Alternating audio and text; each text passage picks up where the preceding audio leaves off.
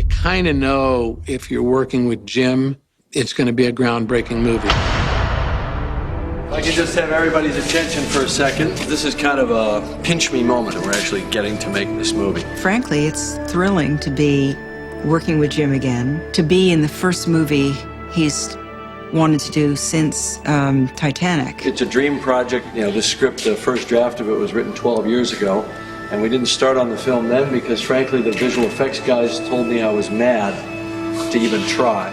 We knew that what we were about to do was significantly beyond what had already been done. We were way out in the unknown, but that's cool. I mean, that's where I like to be. I just wanted to take this opportunity to thank everybody for what it's taken to get to this moment. So thanks, everybody. And action! And there's the guy who did Aliens, Terminator, Abyss, T2, True Lies, Titanic. He's created massive, massive movies. on this film. It's pushing the envelope, and it's all just incredible and things that have never been done in filmmaking.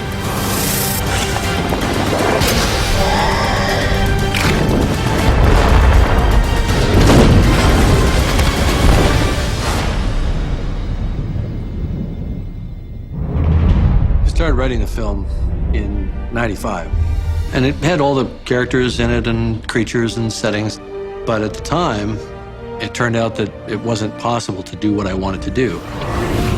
In 2005, Jim said, I think we're close enough where if we could push the technology and tell this story that we always wanted to tell. I got it out and dusted it off and read it and said, you know, that's not too bad a story. That'd make a movie that I'd want to go see. I've been in cryo for 5 years, 9 months, and 22 days.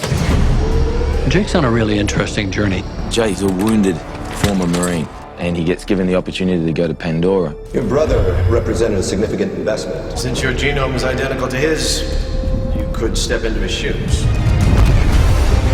An avatar is a remotely controlled body, which is the DNA of the alien, DNA of me mixed together. You're placed into a link. Just relax and let your mind go blank. And my thoughts and personality is channeled into a synthetically grown avatar. Jake, can you hear me? A recon Marine in an avatar body. Oh, that's a potent mix. Run!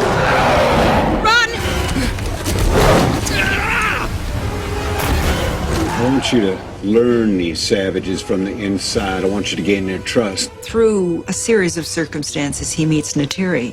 You should not be here. There's something about this avatar that absolutely captures her attention. I need your help. He gets dropped into this situation, and you've just added a catalyst. Something's going to change. Haven't gotten lost in the woods, have you? Forget what team you're playing for? They've sent us a message that they can take whatever they want. But we will send them a message that this is our land!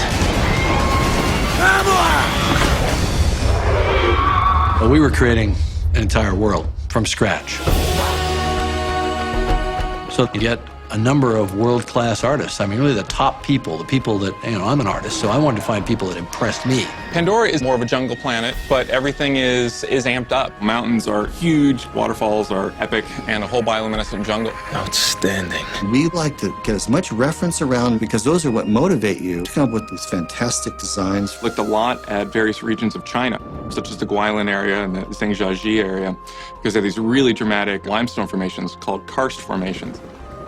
For like the smaller things, we would reference a lot of exotic flowers and just really play up the scale of those to where they're 10, 20, 50 times larger. Pandora is a planet that has elements of beauty, but watch your step because it's a very deadly place. The planet is filled with dangerous flying creatures and all kinds of beasts that have some kind of resemblance to things we know and avoid on Earth. We're working with the design team and figuring out how these creatures really move, how they breathe, and how they screech. And then there's a lot of ground creatures. These creatures all have 6 legs.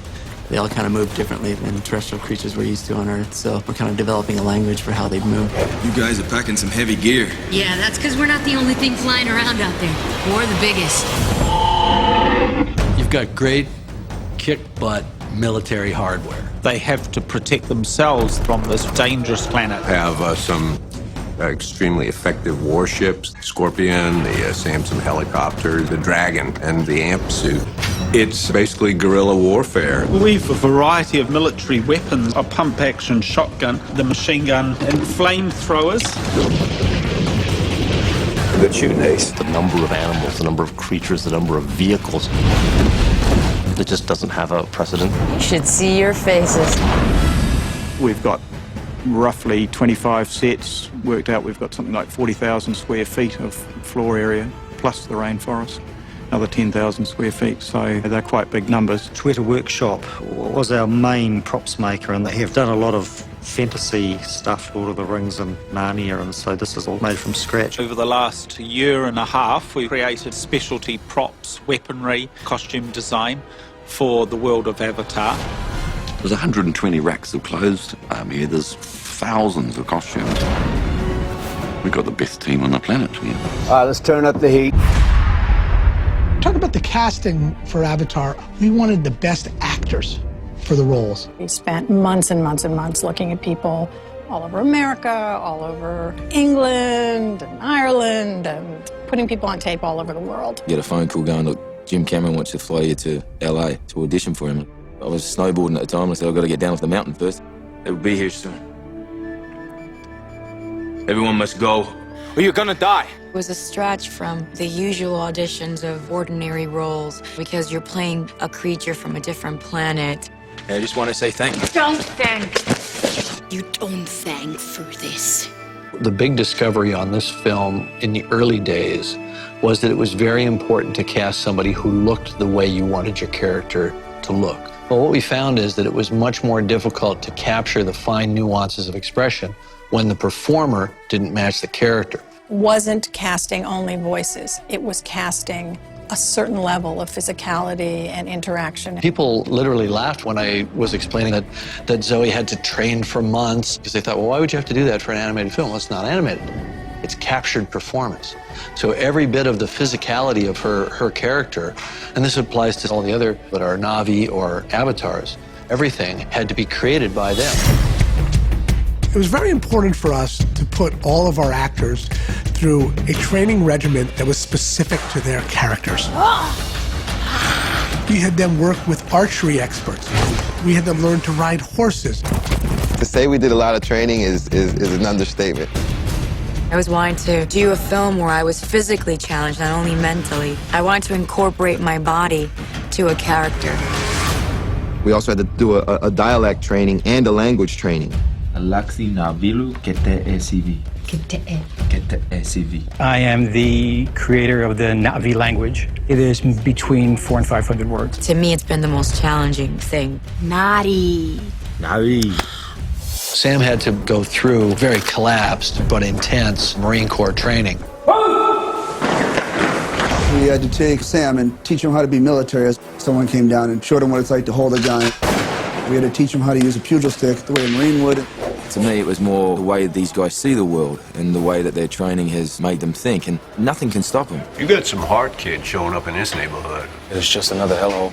For the live action side of it, we did more weaponry training, fight training. Quaritch carries this laser-sighted pistol, and this comes into play occasionally. Mask on! We work with Stephen inside the AMP suit and make it look like that he's been doing it for like the last 6-7 years. And Michelle, she wanted to learn to fly that helicopter as if it were real. She takes care of the science crew. She flies them back and forth. And I did about a good 11, 12 hours with Kevin, who actually taught James how to fly his helicopter. Thank you for flying Air Pandora.